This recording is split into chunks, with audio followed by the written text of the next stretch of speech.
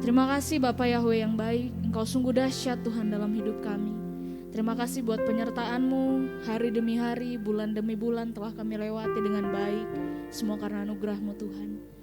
Kami saat ini datang di tempat ini, mau bawa hati kami, mau bawa kerinduan kami, mau bawa setiap penyembahan terbaik kami. Kami rindu meninggikan Engkau Tuhan di tempat ini, biar kemuliaan-Mu, biar hadirat-Mu dinyatakan di tempat ini. Terima kasih Bapa yang baik, ibadah ini milik-Mu Tuhan. Satu kerinduan kami Bapa datang di tempat ini, kami mau menjadi generasi yang seperti-Mu Tuhan, yang memancarkan kasih, yang memancarkan kebaikan bagi semua orang yang ada di sekeliling kami. Terima kasih Bapa Yahweh yang baik, ini kami Tuhan, kami siap menyembah-Mu. Hanya di dalam nama Tuhan Yesus, haleluya, amin. Yesus HaMashiach, bless you.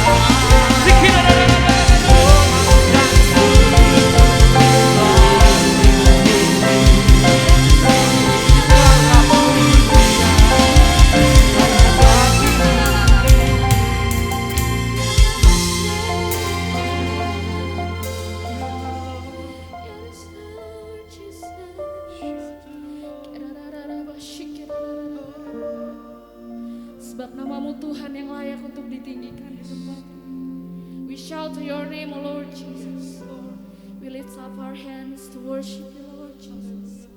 Thank you, Jesus. Thank you, Jesus. Terima kasih Tuhan. Kalau Tuhan dan penyelamat kami di sini untuk menyembah-Mu Tuhan. Sebab Engkau Bapa yang setia, Engkau Bapa yang baik buat setiap hidup kami. Ya Rabba Shikira Rabba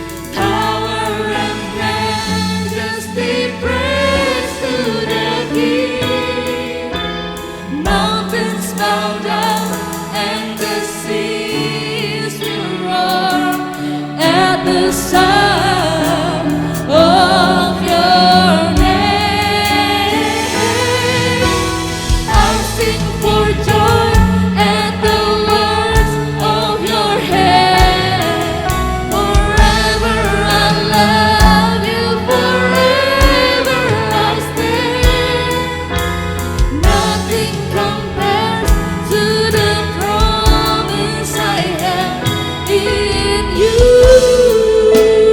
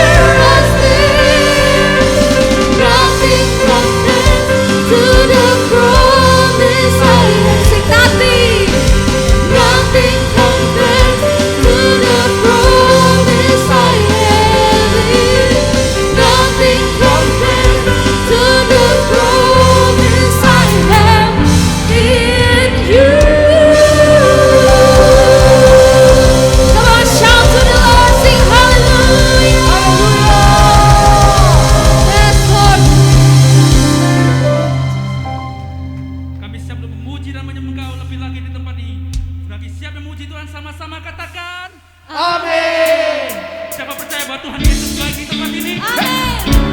Sama-sama kita angkat tangan.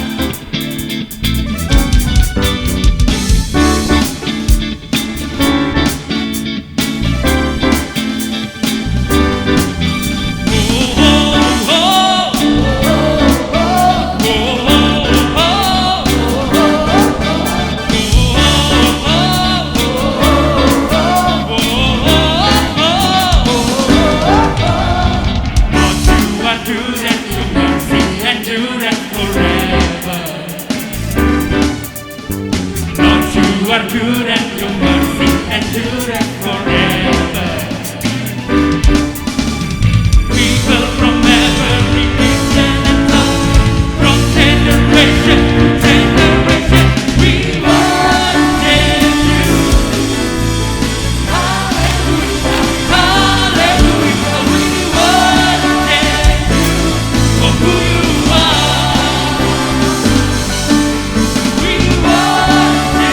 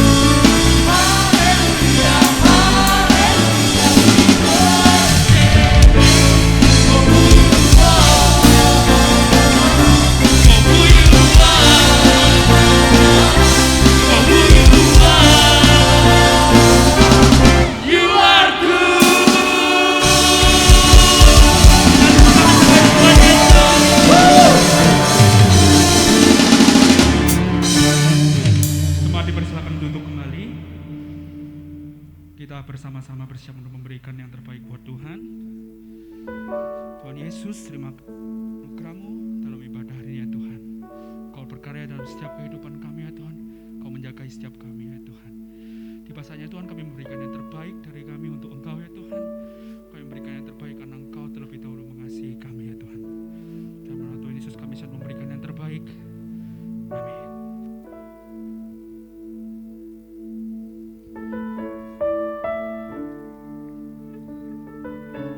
Sebab kami percaya kuasa-Mu Tuhan.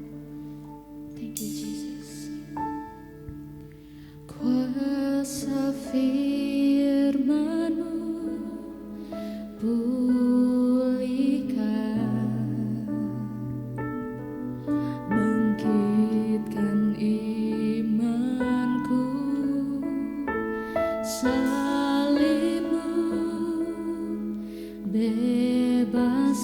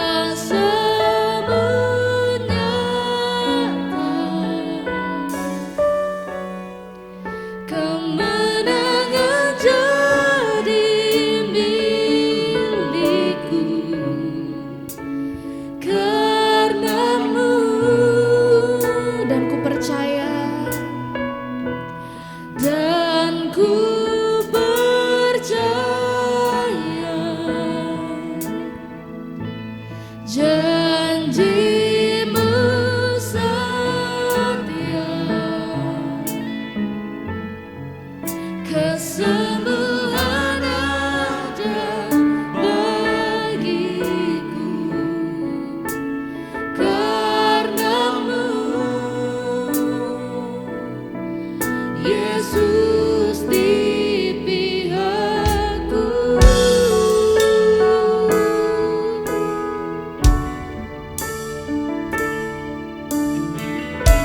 Mari jemaat Tuhan dengan segenap hatimu nyanyikan pujian ini, katakan: kuasa firman-Mu pulihkan, bangkitkan imanku, salib-Mu bebaskan, selamatkan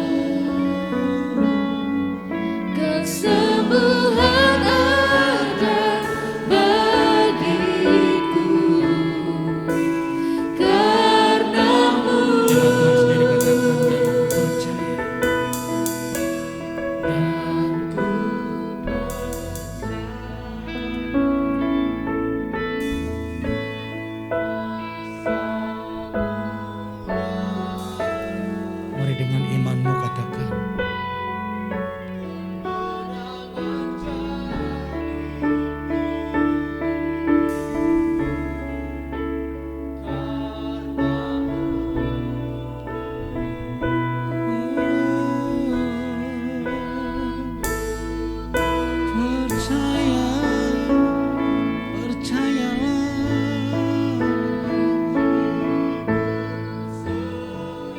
sebab Dia setia.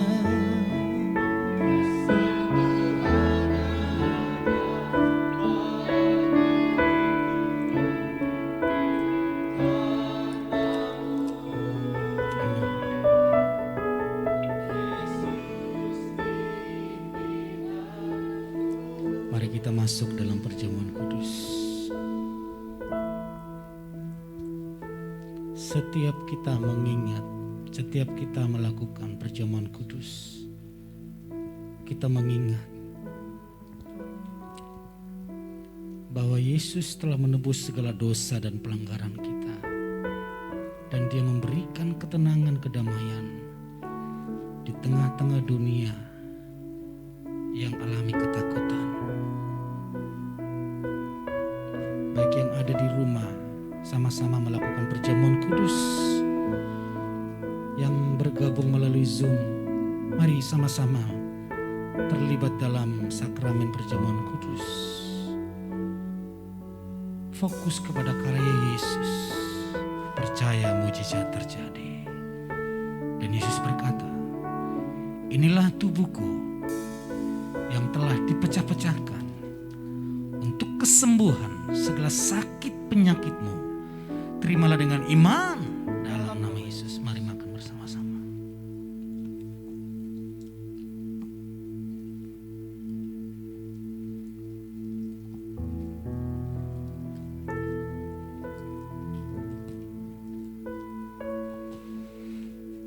Mari kita angkat cawan yang di dalamnya kita bersekutu dengan darah Yesus. Darah yang melindungi, darah yang menjagai, darah yang menebus. Sekarang kita sah milik kepunyaan Kristus Yesus. Oleh darahnya kita dikasihi tanpa syarat. Kita diperkenan tanpa henti. Kita diberkati tanpa batas. Yesus berkata, inilah darahku, darah perjanjian baru yang telah dicurahkan untuk menebus segala dosa dan pelanggaranmu semua. Terimalah dengan iman dalam nama Yesus. Mari kita minum bersama-sama.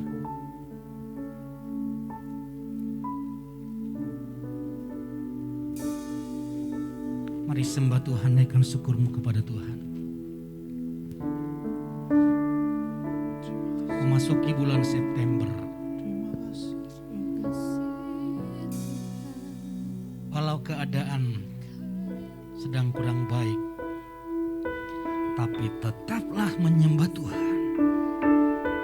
Tetaplah berharap kepada Tuhan.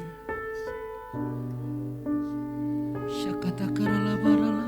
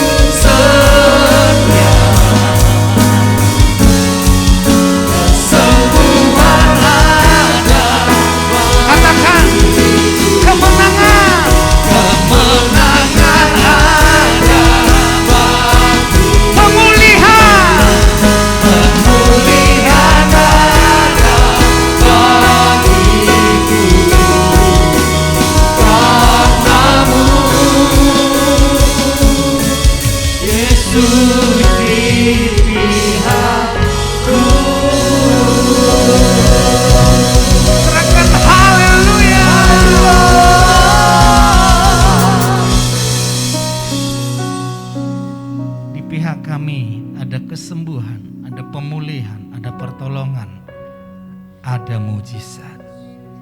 Karena Yesus ada bersama kami. Kami percaya Tuhan, di bulan September ini bagi kami bulan terobosan, bulan mujizat.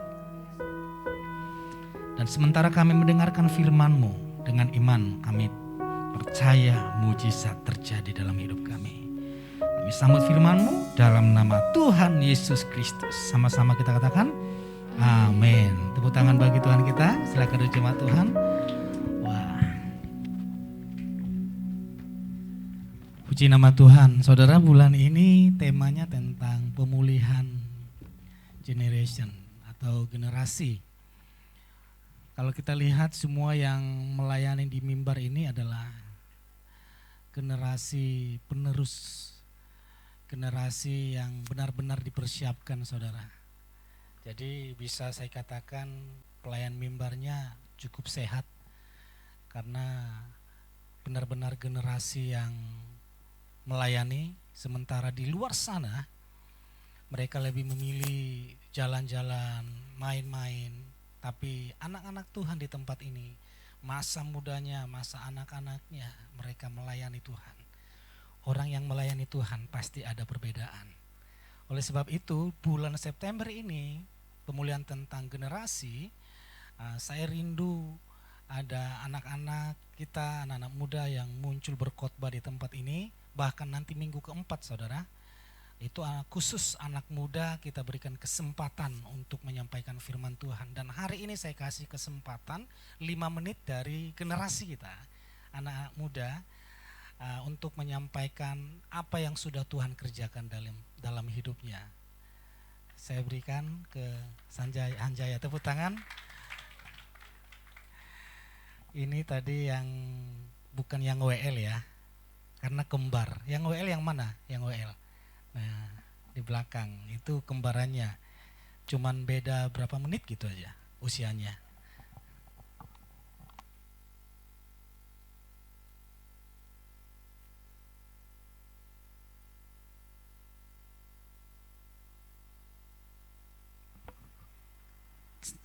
Oke, selamat pagi Bapak Ibu semua. Buat yang belum kenal saya, perkenalkan nama saya Hanjaya. Saya sudah melayani di YS Jakarta kurang lebih 2015. Berarti ini jalan 7 tahun berarti. Untuk pelayanan saya di gereja ini yang utama yang nggak pernah lepas dari dulu sampai sekarang itu bendahara gereja. Kak Yanti kok ketawa, kenapa Kak Yanti? Kalau yang lain ya bantu-bantulah, kalau ada yang kosong lagi nggak ada orangnya saya di situ, kalau udah ada orangnya saya tinggal. Jadi nomaden yang lain, tapi kalau yang bendahara saya nggak mau kasih ke yang lain kayaknya. Oke, karena ini temanya terkait generasi, saya ingin membahas karena saya masih muda, masih belum kepala 3 lah, bentar lagi kepala 3. Saya mau bahas terkait generasi muda. Jadi sebenarnya kita sebagai generasi muda yang saya amati, kita tuh punya kelemahan sama kekuatan. Kalau kelemahan yang saya lihat generasi muda saat ini itu adalah kelemahan dalam hal kesetiaan. Kesetiaan dalam proses. Banyak anak muda yang menghindari proses dalam hidupnya saat ini. Banyak yang cari jalan pintas, kerja pingin langsung gajinya tinggi, nggak mau ngikutin proses dari bawah. Nah itu kalau dalam konteks pelayanan, saya juga mengalami banyak ujian terkait kesetiaan sebagai bendahara. Saya pelayanan sebagai bendahara itu memegang tanggung jawab yang dibilang cukup besar lah. Karena menjaga persembahan dan perpuluhan yang Bapak Ibu percayakan kepada gereja untuk kita olah untuk kemuliaan Tuhan. Jadi banyak sekali ujiannya, mulai dari ujian untuk nggak teliti, misal kelewatan, ada yang nggak ke-input. Terus ujian untuk misal berbuat tidak jujur, bisa jadi kan, wong saya tahu uangnya jemaat, gimana tahu semuanya. Nah, cuma apa yang membuat saya bisa berjalan, bertahan sejauh ini sebagai bendahara, itu karena saya ingat bahwa Tuhan itu sudah memberikan kebaikannya yang sangat besar kepada saya.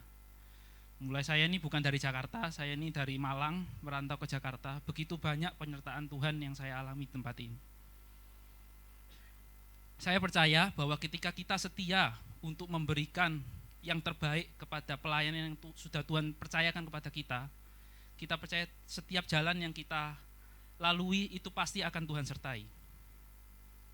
Dan saya berada di sini, pelayanan di sini, bukan karena saya ada motivasi khusus kepada Pak Petrus, misal saya ingin Pak Petrus promosiin saya atau apa, enggak, saya enggak ingin itu. Atau karena punya kepentingan khusus di gereja ini ingin mendapatkan posisi apa atau apa, saya enggak. Saya setia melayan di sini karena saya percaya Tuhan Yesus sudah setia menyertai saya selama ini. Karena itu apa yang saya lakukan selama ini menurut saya belum cukup untuk membalas apa yang Tuhan sudah lakukan terhadap hidup saya. Jadi makanya saya tetap memberikan yang terbaik secara konsisten, menjaga keuangan gereja ini supaya gereja ini bisa berjalan, umurnya panjang, jemaat terberkati, itu semua hanya untuk kemuliaan Tuhan. Nah, selain terkenal dengan kelemahannya terkait kesetiaan, tapi generasi muda itu juga terkenal dengan kekuatannya, yaitu terkait keberanian dan semangat. Puji Tuhan di gereja kita banyak anak muda, jadi gereja kita tidak serasa kayak kuburan ya. Jadi meriah banget gereja kita. Dan puji Tuhan, Tuhan juga mengirimkan anak-anak muda yang luar biasa, yang melayani. Mungkin kita bisa buka dari firman Tuhan, dari 1 Timotius 4 ayat 12.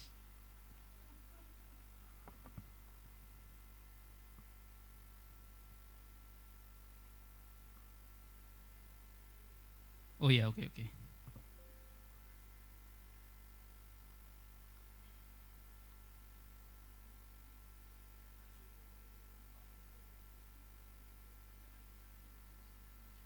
Oke, belum ya? Oke, saya bacain aja ya. Di dalam 1 Timotius 1 Timotius 4 ayat 12, di firman Tuhan berkata, "Janganlah seorang pun memandang rendah kepadamu karena engkau muda. Sebaliknya, jadilah teladan bagi orang-orang percaya dalam perkataan, dalam tingkah laku, dalam kasih, dalam roh, dalam iman, dan dalam kemurnian." Dalam ayat firman Tuhan ini sudah sangat jelas dikatakan bahwa kita harus menjadi teladan dalam hal perkataan, tingkah laku, kasih, roh, iman, dan kemurnian. Saat ini mungkin bagi kita generasi muda sulit untuk menemukan teladan yang sempurna dalam hal ini. Tapi kita harus ingat, kita punya satu teladan yang terbaik. Siapa? Yesus. Jadi, jika kita sebagai generasi ingin melakukan perubahan terhadap bangsa ini, mulailah dengan mengenalkan teladan yang sejati itu kepada generasi ini, yaitu Tuhan Yesus. Dengan demikian, anak-anak muda itu akan memiliki kualitas duta Kristus dalam setiap aspek kehidupannya. Dan biarlah melalui semua ini hanya kebaikan dan kesetiaan Tuhan yang dinyatakan dari generasi ke generasi. Demikian khotbah dari saya. Terima kasih.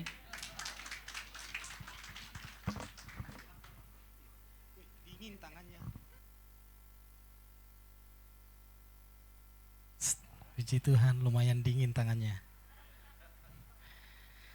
Oke, itu langkah, itu sejarah hidupnya saudara, berkhotbah di tempat ini. Itu takkan terlupakan. Apa yang pertama sekali itu tergores di dalam hati. Lumayan saudara, kasih 5 menit, lebih dari 5 menit. Dulu saya dikasih kesempatan khotbah 10 menit. Sudah persiapan begitu matang, bahkan waktu persiapan lebih dari 10 menit. Waktu tampil nggak nyampe 1 menit. Langsung habis bahannya. Oke, hari ini tema kita berbicara tentang generation.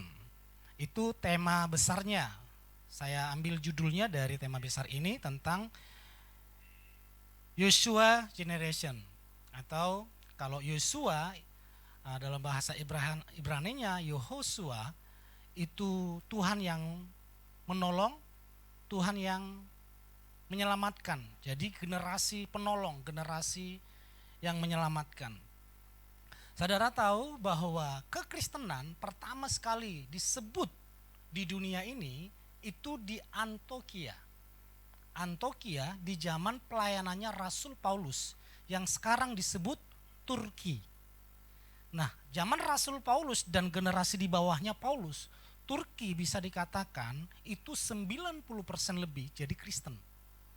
Bahkan gereja yang didirikan di sana oleh Rasul Paulus selama 1000 tahun berdiri itu gereja paling besar di Antiokhia di Turki. Saudara, kalau kita bandingkan dari generasi Rasul Paulus dan ke generasi sekarang, saya baca 99% Turki sekarang adalah Islam. Zaman Rasul Paulus, Antiokhia, di sanalah Kristen dikumandangkan. Kristen terbesar. Sekarang Islam terbesar. Kenapa? Tidak ada generasi. Waktu Tuhan membawa atau melepaskan bangsa Israel keluar dari Mesir, di sana mujizat demi mujizat Tuhan lakukan. Saudara tahu apa pesan Tuhan kepada orang-orang tua yang melihat mujizat? Tuhan hanya berkata, sampaikan ke generasi selanjutnya. Ceritakan apa yang sudah engkau alami bersama Tuhan. Ceritakan pengalaman hidupmu bersama Tuhan kepada generasi yang selanjutnya. Tapi miris hati saya. Setelah matinya generasi Yosua, generasi Musa, generasi Yosua, dan hanya generasi yang tidak pernah melihat lagi kisah itu, hanya mendengar cerita, bahkan ceritanya mungkin tidak dipercayai. Disitulah pemberontakan bangsa Israel. Kalau kita baca kitab Hakim-Hakim, generasi itu semua dijajah. Sehingga muncul generasi yang takut akan Tuhan, menang.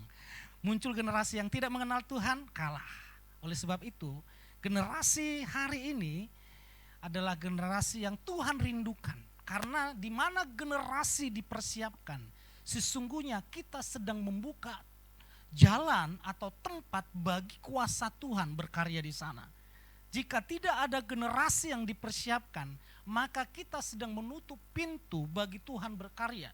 Sekali lagi, jika tidak ada generasi yang dipersiapkan untuk Tuhan berkarya, maka generasi orang tua yang sekarang sedang menutup pintu untuk Tuhan berkarya. Kalau saudara kita pelajari ya, kalau orang tua itu merintis melakukan sesuatu yang terbaik, itu hanya bisa diikuti generasi di bawahnya.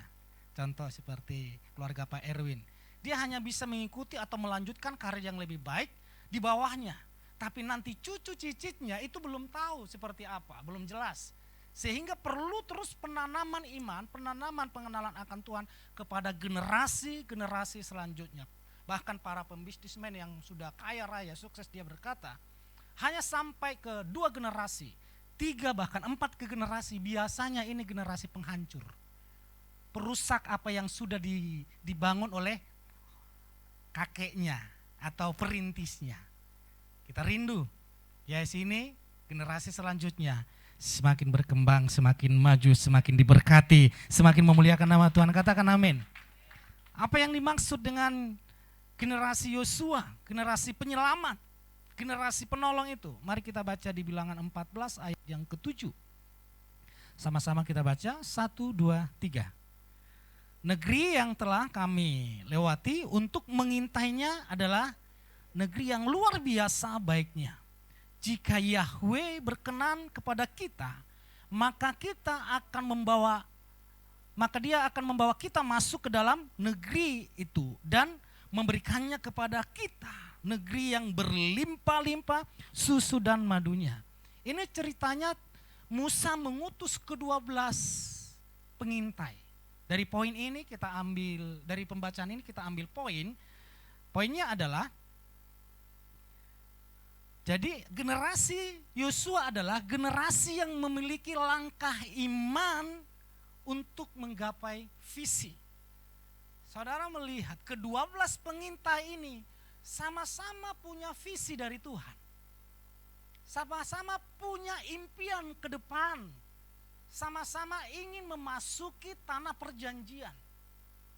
Tapi hanya 2 yang memiliki langkah iman untuk memasuki visi itu. Yang lain tidak memiliki langkah iman itu.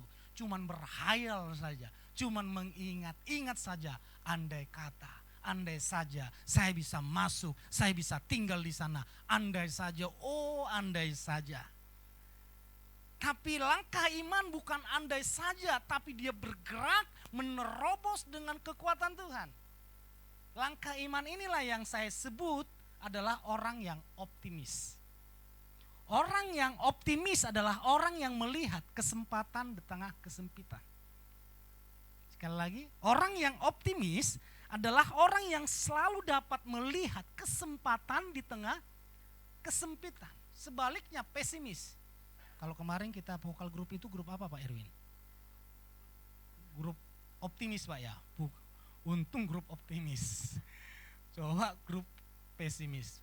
Pesimis itu adalah orang yang melihat kesempitan di tengah kesempatan. Diberikan kesempatan melayani, gak layak Pak. Gak waktunya Pak. Keluargaku masih bermasalah, ini bermasalah. Peluang yang begitu besar yang dia lihat kesempitannya, kekurangannya, kelemahannya. Tuhan memberikan kesempatan, gembala memberikan kesempatan, dia sendiri memberikan kesempitan. Tapi orang yang optimis, orang yang melangkah dengan iman, dia berkata, walaupun ada raksasa di tengah-tengah Kanaan itu, tapi bersama Tuhan kita akan menerobos. Waktu Goliat muncul, semuanya pesimis. Mereka takut, tidak mungkin ada. Goliat itu berpengalaman, bukan aja badan gede, tapi dia adalah seorang prajurit nomor 1. Jadi tidak ada yang dapat mengalahkan. Jadi ketakutannya bukan ketakutan secara fisik yang begitu besar, tapi keahliannya berperang. Strategi Goliat itu berperang memang diakui, sehingga dia adalah prajurit nomor 1. Tapi bagi Daud, dia optimis, badan gede. Tidak mungkin umpan ini, batu ini meleset. Pasti kena. Selalu dapat melihat kesempatan di tengah kesempitan. Kita lihat dunia sekarang tidak memberikan janji harapan yang baik tentang 1 tahun, 2 tahun, 3 tahun ke depan. Bahkan prediksi-prediksi hamba Tuhan pun berkata 3 tahun ke depan keadaan masih kurang baik. Apakah saudara langsung melihat, langsung pesimis, tidak optimis? Kemarin sudah naik ya harga BBM Pertalite jadi 10.000. Pertamax yang 12.500 jadi 14.500, naik lagi. Istri saya ngomong, "Pak, kalau bawang, kangkung, genjer, tomat, cabai naik gimana ini?" Semuanya naik gimana nih? Nikmati. Saudara harus dapat melihat apa yang dapat kita lakukan untuk memasuki atau menerobos dan menikmati janji Tuhan itu. Ada satu gambaran, kumpulan katak tiba-tiba melompat di satu sumur, satu lubang. Waktu masuk mereka, lalu mereka melompat karena tingginya mereka tidak dapat keluar dari lubang itu. Bahkan kodok-kodok di sana berkata, "Ayo lompat, lompat, lompat, lompat." Mereka melompat. Akhirnya kodok-kodok yang di atas itu berkata, "Udahlah, sudah tidak mampu kamu untuk melompat keluar. Udah nikmati, kamu melompat juga gak bisa keluar, melompat mati, gak melompat mati. Toh sama-sama mati, jadi nikmati saja kamu di sana." Akhirnya singkat cerita, semua kodok yang di sana mati semuanya.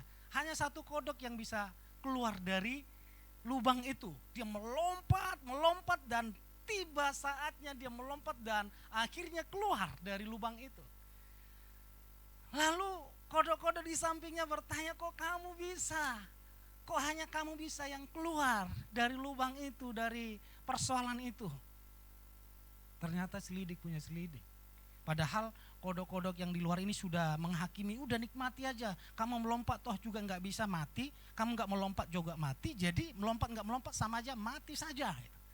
Ternyata ya selidik punya selidik. Kodok ini adalah tuli. Dia tidak mendengar apa yang dikatakan dari atas. Udah mati saja, percuma dia nggak dengar. Kita perlu telinga kita ini kita tulihkan mendengarkan hal-hal yang buruk. Hal-hal yang menjatuhkan. Keadaan buruk. Ekonomi buruk. Semuanya buruk. Perlu kita tulihkan telinga kita dengan hal-hal yang buruk. Kita pertajam telinga ini untuk mendengarkan apa kata Tuhan. Katakan amin.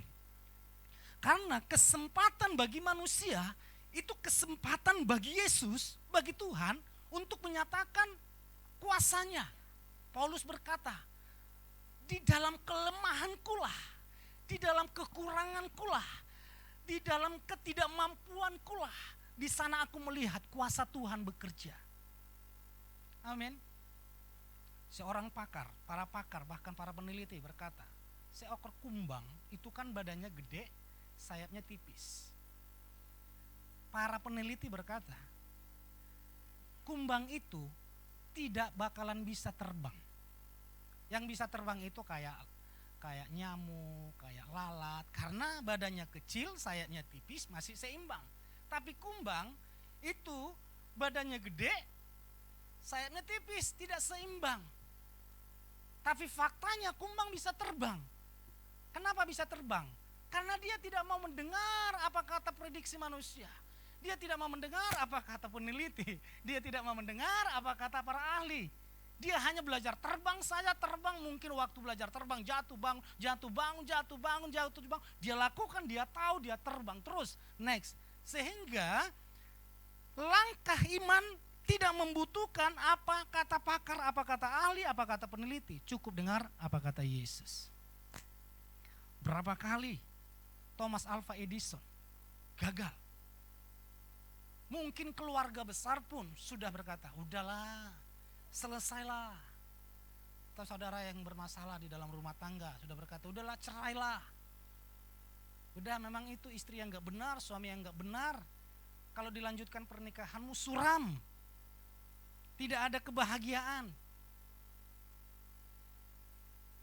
Bahkan yang menciptakan pesawat namanya siapa?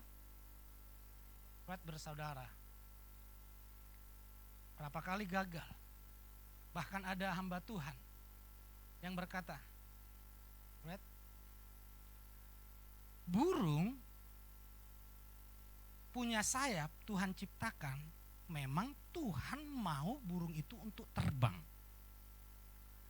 Tapi Tuhan menciptakan kaki kepada manusia untuk berjalan. Jadi jangan ciptakan sayap untuk manusia, engkau sedang melanggar hukum Tuhan. Pakai firman lagi.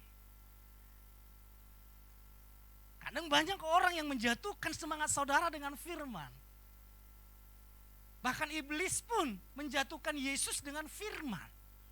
Jika engkau anak Elohim. Tapi apa yang dilakukan oleh bersaudara? Dia kerja. Sehingga saudara, besok saya terbang ke Pekanbaru. Ada misi lagi di sana. Selama 3 hari saya sudah minta izin sama istri. Hari Rabu ulang tahunnya, Rabu ini saya berkata, boleh enggak saya berintisan di sana? Karena kan ulang tahunmu hari Rabu. Udah pertimbangkan. Gimana? Tapi tenang, ada kadonya kok. Sama gitu. bujuk hatinya. Ya wis, beneran ya. Masuk hatinya itu, aduh kalau boleh bersama gitu. Tapi karena ada pekerjaan Tuhan, mau nggak mau melangkah ke sana. Jadi perlu kita tulikan telinga kita mendengarkan hal-hal yang buruk, saudara. Kita terbang hari ini, kita bisa terbang kemana-mana karena ada orang yang terus dengan giat. Oleh sebab itu, langkah iman tidak membutuhkan kata pakar, kata ahli, kata peneliti. Engkau mendengarkan Tuhan berfirman, melangkahlah. mujizat terjadi. Berikan tepuk tangan bagi Tuhan. Poin yang terakhir. Mari sama-sama kita baca. 1, 2, 3. Musa hambaku telah mati. Sekarang bangkitlah, bersiaplah engkau dan seluruh umat ini. Seberangilah sungai Yordan ini ke negeri yang akan kuberikan kepada mereka, kepada Bani Israel. Hambaku telah mati. Bangkitlah, kalau versi yang lain bersiaplah. Dari poin ini, generasi Yosua adalah generasi generasi yang bersiap. Ada kesiapan. Sukses itu kesiapan diri kita bertemu dengan kesempatan dari Tuhan. Waktu kita sudah bersiap, ada kesempatan dari Tuhan, maka itu adalah kesuksesan yang sedang terjadi. Saudara, Goliat bukan seorang pengumbal ya. Bukan seorang yang pengumbal yang sembarangan. Dia punya persiapan diri, melatih diri. Mungkin awalnya, saya dulu waktu masih di kampung, masih SD, orang kampung sering punya senapang itu untuk tembak-tembak burung gitu. Saya belajar juga. Jadi saya belajar dari yang terdekat dulu, dari sasarannya yang gede, mulai mundur, sampai jauh sekali. Habis itu targetnya mulai kecil. Seperti itu yang dilakukan Daud. Dia melatih diri sehingga dia pastikan singa, beruang, siapapun yang mengganggu yang dia gembalakan dengan umbalnya itu langsung kena sasaran. Sehingga waktu dia bersiap, sudah ada kesiapan. Ketemu dengan waktunya Tuhan, ketemu dengan Goliat, dia berkata, sudah biasa saya. Goliat, singa, beruang, apalagi harimau, makanan saya sehari-hari. Jadi dengan umbal saya satu batu saja saya pastikan masuk ke otaknya. Jadi itu bukan tiba-tiba saja dia dipakai Tuhan di sana, enggak. Ada kesiapan yang begitu matang. Sehingga waktu kesiapan itu bertemu dengan kesempatan dari Tuhan, boom, nama besar Daud langsung dikenal. Begitu juga oleh Yosua. Kesiapan itu ada dua hal yang perlu dipersiapkan. Kesiapan yang pertama adalah kesiapan hati. Next, orang sukses itu selalu memulai karirnya di bawah bimbingan orang lain. Dia mau dibimbing, dia mau diarahkan. Bahkan hatinya tunduk. Hati penuh dengan penundukan diri, hati yang mengandalkan Tuhan, hati yang setia. Dia mau dibentuk. Next tadi waktu gambar Yesus. Kesiapan hati. Saudara, kenapa sih Yesus mau disalib? Kenapa Yesus mau dimaki? Kenapa Yesus mau diludahi? Kenapa Yesus mau dihina? Kenapa Yesus mau difitnah? Kenapa Yesus mau lahir di kandang domba? Kenapa Yesus mau mengalami penderitaan yang begitu rupa? Karena memang dari awal dia sudah mempersiapkan hati untuk tujuan itu. Kalau hatinya sudah siap, hati sudah mau untuk dibentuk mengikuti pimpinannya. Sehingga waktu Yesus dimaki, dihina, dia sudah siap. Tapi waktu Yesus yang datang kedua kali, hati Yesus itu tidak siap untuk mengasihi, mengampuni, menyembuhkan, memulihkan orang-orang yang membencinya. Hati Yesus kedatangannya yang kedua untuk memerangi mereka yang menjajah, yang menekan umatnya. Dia datang yang kedua sebagai raja. Hatinya hati raja, hatinya hati untuk membuat kerajaannya memerintah di muka bumi ini. Jadi kalau hati itu sudah siap, enak saudara. Tapi kalau hati itu, saya merintis ke sana, merintis di Jakarta, merintis apa, itu siapkan hati dulu, siap enggak ya? Siap enggak ya? Siap enggak? Kemarin Hanjaya, siap enggak Hanjaya? Dia tolak ya, berapa kali dia tolak khotbah, enggak berani. Nanti saya dilihatin Ibu Yanti mungkin pikirannya. Tapi waktu hatinya siap, mau enggak mau dia harus berpikir mencari materinya. Next, yang kedua, yang perlu dipersiapkan adalah, yang terakhir adalah hati, yang kedua adalah kesiapan, pengetahuan dan keterampilan. Terus mengupgrade diri. Saudara melihat present worship yang ada di depan ini, dulu masih saya bayang-bayangi, selalu ada sayanya, selalu saya yang mimpin pujian, selalu saya kasih kesempatan. Tapi setelah saya lihat secara pengetahuan mereka tentang present worship, tentang musik, itu upgrade, bahkan saya lihat pengetahuan mereka lebih maju dari saya. Udah, ngapain saya bayang-bayangi lagi, majulah. Sehingga beberapa bahkan 1 tahun ini, sudah hampir 1 tahun ini sama sekali saya tidak terjun lagi menjadi worship leader. Mereka semuanya, karena apa? Mengupgrade diri. Kalau enggak di-upgrade, tidak akan diberikan kepercayaan oleh pimpinannya, karena akan menyakiti yang lain. Contohnya WL-nya kasih kesempatan.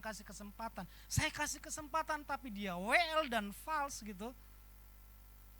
Maka yang kecewa siapa? Jemaat. Melukai jemaat.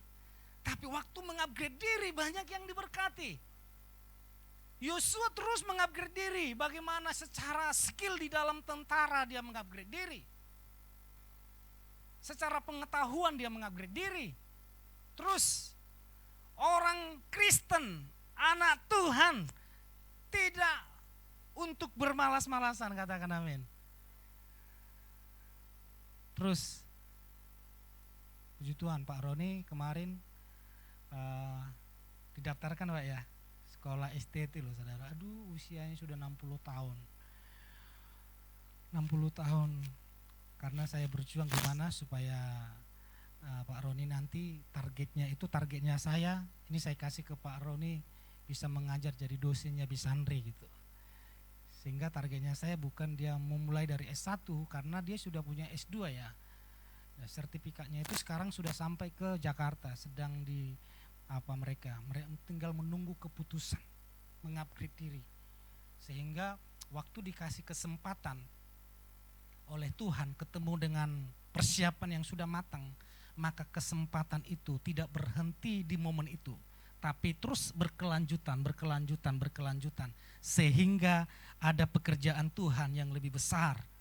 Bahkan di pemerintahan pun itu harus mengupgrade diri. Dia harus, kalau Pak Erwin bilang, ya harus sekolah lagi kalau untuk mencapai sesuatu. Jadi anak-anak Tuhan, ayo persiapkan hari-harimu, waktumu untuk belajar mengupgrade diri, terus mengupgrade diri sehingga ini pegang saudara. Waktu Tuhan memberikan kesempatan, boom, itu benar-benar jadi. Waktu Tuhan memberikan kesempatan kepada Daud, jadi. Tuhan memberikan kesempatan kepada Yosua, jadi. Di dalam nama Yesus, dalam tahun ini Tuhan memberikan kesempatan kepada saudara, kepada orang tua, kepada generasi. Dan kesempatan itu tidak berlalu begitu saja, tapi itu menjadi titik balik. Saudara alami terobosan, saudara alami mujizat, saudara alami kemenangan yang besar, katakan amin. Persiapkan.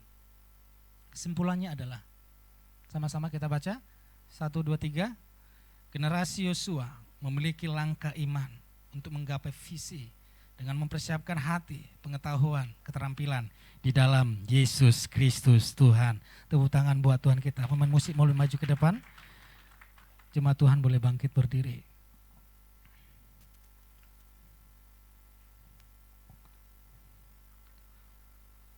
Generasi Yosua bukan hanya berbicara anak-anak muda, tapi saudara yang Tuhan persiapkan. Saya mengenal ada beberapa keluarga di Yes Jakarta ini. mendidik anaknya demikian rupa sehingga melayani. Semua anaknya melayani. Saya lihat orang tuanya begitu antusias, semangat melayani, dan itu diwariskan ke anaknya. Paulus berkata seperti ini kepada Timotius, iman yang sama yang aku lihat kepada nenekmu, iman itu aku melihatnya. Artinya neneknya berhasil mewariskan generasi yang beriman. Saudara, Indonesia ini ditentukan oleh generasi selanjutnya. YHS sedang berjuang membentuk generasi lewat yang terakhir itu apa? Program Midras. Midras itu adalah untuk anak kecil yang maksimal usia 5 tahun. Dari 2-3 tahun, 3 tahun, 5 tahun. Apa? Mulai dari kecil. YHS dengan Midras sedang mempersiapkan supaya apa? Indonesia ini tetap berada dalam kendalinya Tuhan.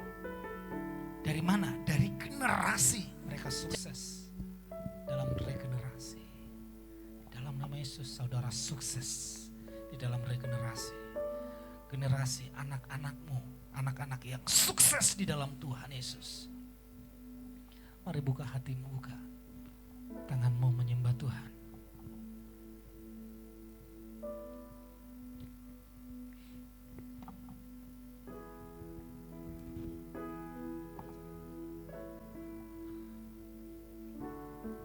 Mari dengan segenap hatimu sama-sama katakan, ku yakin saat kau berfirman, amin. Ku menang saat kau bertindak. Mari yang ikut bersama-sama Hidupku melalui Zoom. hanya ditentukan oleh perkataanmu.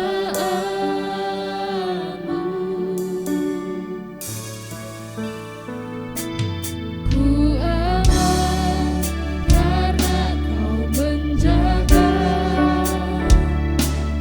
Ku kuat karena kau menopang. Hidupku hanya ditentukan oleh kuasa-Mu.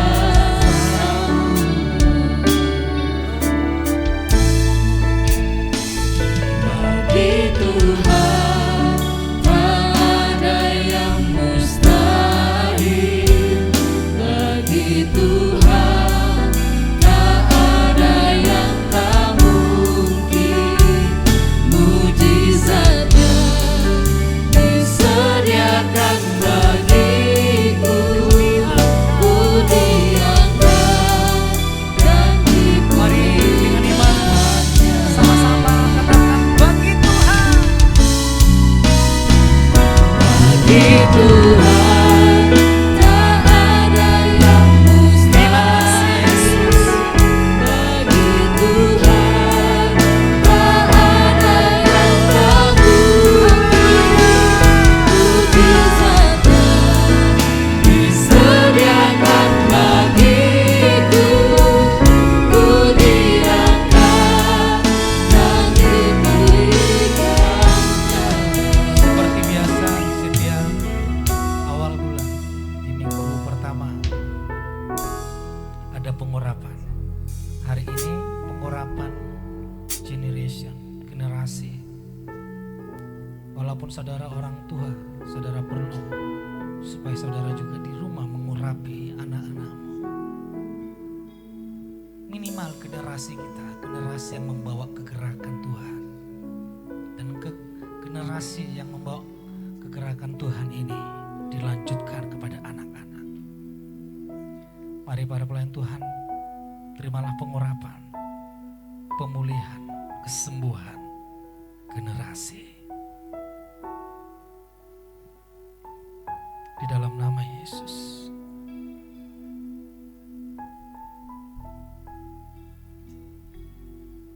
Terpuji nama-Mu Tuhan.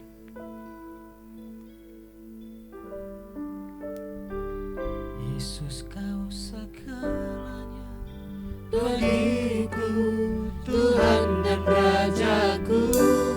Kasih sayang-Mu melimpah di dalam hidupku. Salib-Mu tebusku, bebaskanku, sembuhkan aku. Ku percaya mujizat-Mu, ku alami sekarang ini.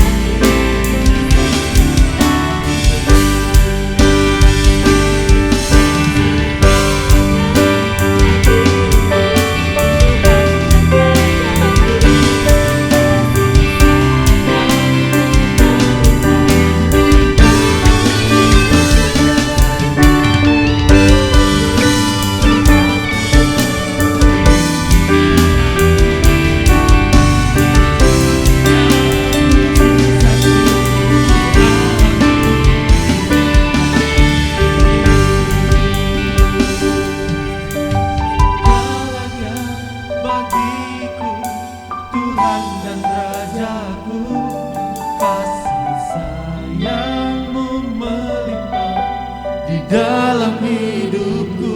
Salib-Mu tebusku, bebaskanku, sembuhkan aku. Ku percaya mujizat-Mu ku alami sekarang ini.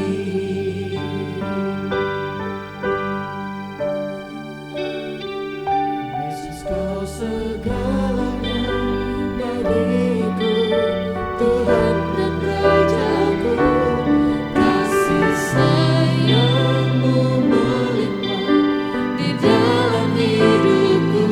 Salib-Mu tebusku, bebaskanku, sembuhkan aku. Ku percaya mujizat-Mu ku alami sekarang ini.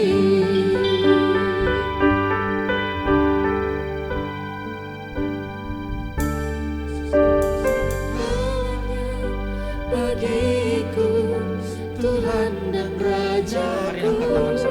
Kasih sayang-Mu melimpah di dalam hidupku.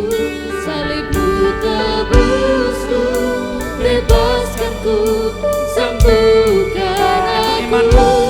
Ku percaya mujizat-Mu ku alami sekarang ini.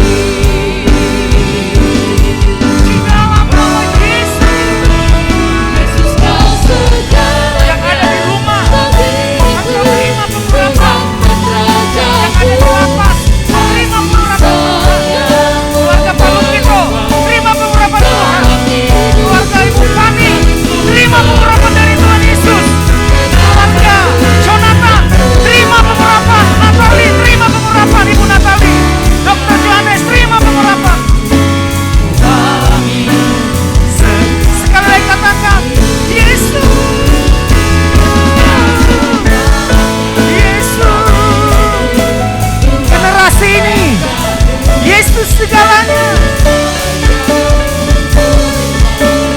Dalam hidupku, Salib-Mu, bebaskanku, sembuhkan aku. Ku percaya mujizat-Mu ku alami sekarang ini.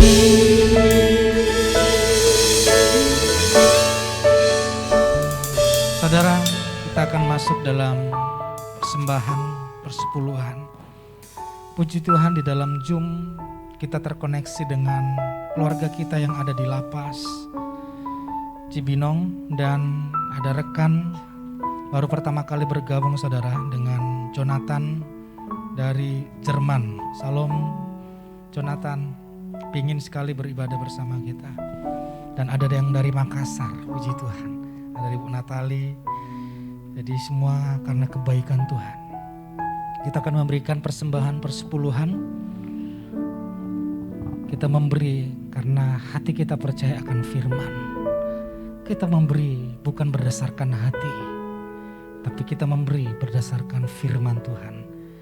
Dan kita siapkan hati kita untuk mempercayai firman Tuhan. Katakan amin. Mari saudara persiapkan persembahan persepuluhan saudara. Tumpang tangan. Tuhan, di dalam keadaan ekonomi yang kurang baik, anak-anak-Mu membawa persepuluhan. Bukti mereka care, perhatian dengan pekerjaan Tuhan. Bukti mereka percaya bahwa Yesuslah sumber berkat mereka. Tuhan Yesus, di tengah-tengah keadaan seperti ini kami tidak mampu, tapi bersama Yesus kami mampu dan melihat kesempatan di tengah-tengah keadaan yang kurang baik. Dan pasti keadaan kami selalu baik. Dan kami siap memberi persembahan dengan penuh ucapan syukur di dalam nama Tuhan Yesus. Amin. Saudara yang ada di ruang ini boleh maju ke depan memberikan persembahan persepuluhan. Saudara yang ada di Zoom boleh memberikan persembahan persepuluhan dengan mentransfer ke rekening yang ada di layar handphone saudara atau televisi saudara. Terima kasih, Tuhan Yesus memberkati. Kita memberi sambil mendengarkan pengumuman untuk minggu ini. Shalom, saudara yang dikasihi Yesus. Saya akan membagikan sebuah kebenaran firman Tuhan tentang persepuluhan menguduskan seluruh pendapatanmu. Persepuluhan itu untuk kebaikan kita dan keuntungan kita sendiri, karena itu adalah keinginan Tuhan. Tuhan mau kita sukses, sebab ketika kita mengembalikan persepuluhan, hal ini menguduskan semua pendapatan kita. Firman Tuhan berkata dalam Roma 11 ayat 16a, dan jika roti sulung itu kudus, seluruh adonan juga kudus. Kata kudus artinya adalah terpisah atau dipisahkan. Sehingga ketika kita memberikan persepuluhan, artinya 1/10 pendapatan kita telah dipisahkan dan semuanya menjadi kudus. Amin. Apa baiknya kalau uang itu kudus atau disucikan? Keuangan di dunia ini seringkali dirusakkan oleh iblis dengan segala tipu dayanya. Misalnya peredaran keuangan yang kita tidak pernah tahu hasil dari sebuah kejahatan. Memang uang itu netral. Dia bisa jadi tuan yang jahat sehingga manusia dapat disebut sebagai hamba uang karena uang jadi majikannya. Tetapi di dalam Kristus kita ada dalam sistem keuangan surgawi yang supranatural. Dan Elohim telah menyingkapkan rahasia kesuksesan besar bagi kita. Inilah rahasianya. Persepuluhan dalam bahasa Ibrani adalah mazar atau masir. Kaya dalam bahasa Ibrani adalah azar atau azir.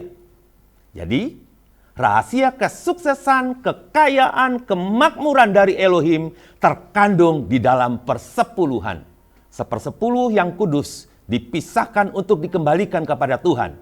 Tidak akan ada lagi kebocoran atau kesia-siaan karena iblis tidak dapat menjamah dan mencuri apa yang kudus dari Tuhan.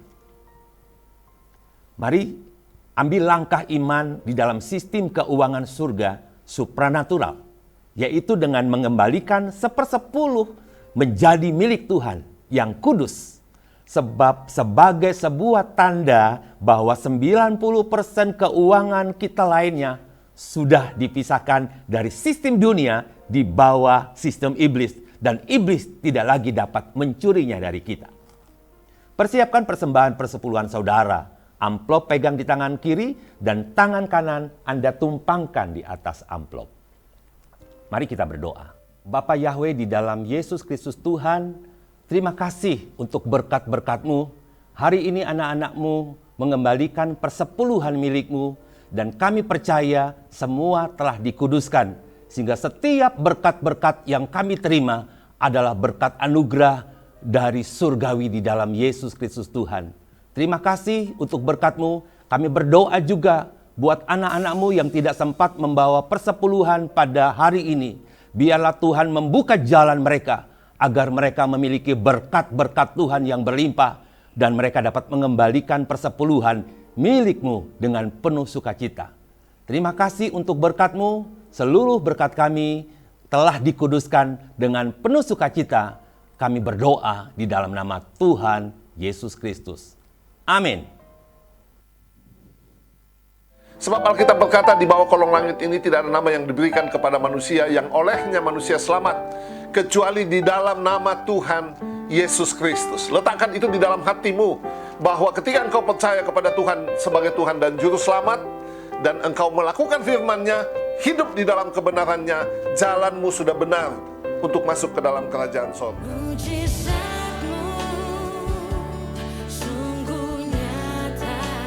Bergabunglah bersama kami dalam Aku Ditolong Tuhan pada hari Senin 5 September 2022 jam 8 malam waktu Indonesia Barat. Pada tayangan kali ini kita akan diberkati oleh kesaksian Pastor Honi Sirapanji. Kirimkan permohonan doa dan kesaksian saudara di nomor WhatsApp 081 2525 1000. Tayangan ini akan disiarkan melalui YouTube channel dan Facebook fanpage Pastor Yusak Hadisiswantoro. Yesua Hamasia, bless you. Ajaiblah namamu.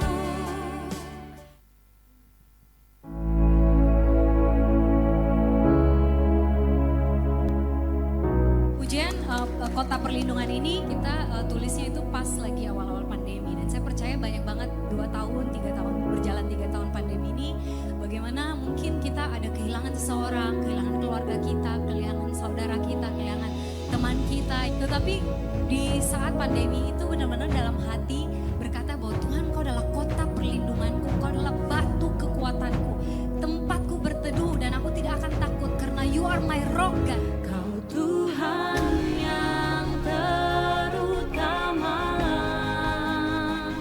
Kau Tuhan yang tak berubah, selamanya Kau batu penjuru, Kau kota perlindungan.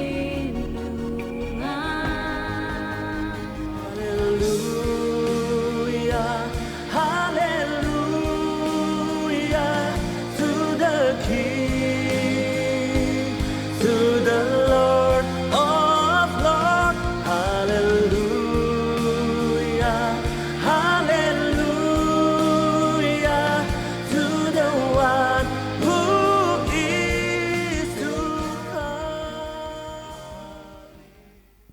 Shalom, ikutilah Bless Couple Community setiap bulan secara onsite. Dapatkan materi-materi yang sangat menarik dan berbobot sekitar pernikahan, kesehatan, keuangan, dan masih banyak lagi yang pastinya akan memberkati pasangan suami istri. Untuk informasi dan pendaftarannya serta acaranya, silakan bisa hubungi sekretariat gereja di mana saudara beribadah. Yesua Hamasia, Bless you.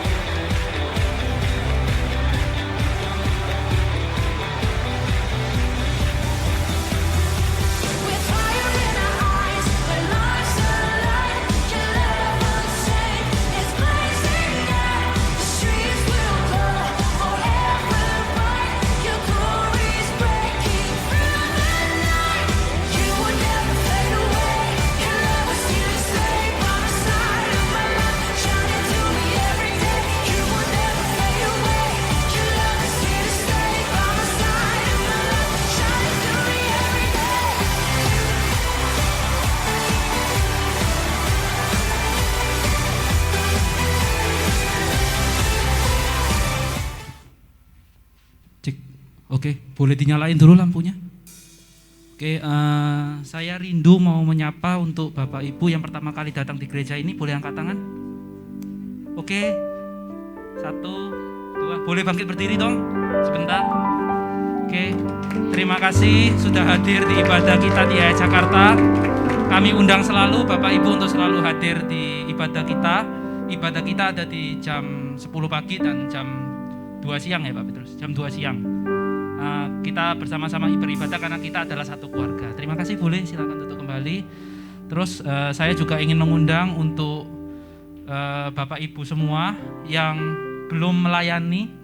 Kami sangat rindu untuk Bapak Ibu bisa ikut melayani di gereja ini supaya gereja ini semakin berkembang, semakin menjadi kemuliaan buat nama Tuhan kita.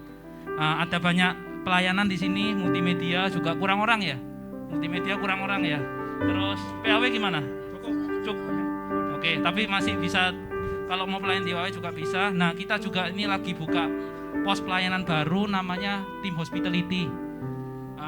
Nanti yang handle ada saya sama Gabriel. Gabrielnya nggak datang hari ini. Jadi tugasnya Tim Hospitality nanti itu adalah menyambut jemaat yang datang, ngajak ngobrol supaya harapan kita jemaat yang datang itu nyaman di tempat ini dan bisa terus beribadah bersama kita di tempat ini. Juga untuk yang baru tadi pertama kali datang nanti kita undang untuk di lounge ya, di belakang. Nanti Bapak Gerson bisa dibantu ya Bapak. Sip. Oke, selanjutnya kita juga ada family blessing. Tadi udah diumumin ya. Itu setiap Selasa jam 7 malam. Kita undang Bapak Ibu untuk join di family blessing kita online di Zoom. Nanti akan secara detailnya akan diinfokan oleh Bapak Gembala. Itu saja mungkin dari saya. Ada lagi Pak yang itu? Oke, sip. Dari saya itu saja. Terima kasih Bapak Ibu untuk perhatiannya. Saya serahkan kembali ke tim PAW. Saya undang Bapak Ibu sepatu sama-sama kita bangkit berdiri. Rise